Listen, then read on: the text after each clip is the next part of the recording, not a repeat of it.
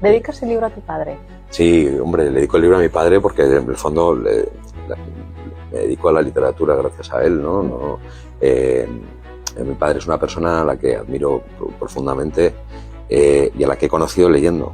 Le he conocido leyendo sus columnas de opinión, tanto en ABC, luego en La Razón, luego en El Debate. Lo he conocido en sus libros, he conocido lo que opina de todo gracias a eso. Y luego es una persona que siempre, en dedicarme a la literatura, siempre me apoyó. Y luego también he tenido mucha suerte, y es que he crecido rodeado de libros. Entonces yo siempre que tenía alguna duda o algo, tenía un dedo que señalaba un tomo de algo y ahí tenía todas las respuestas.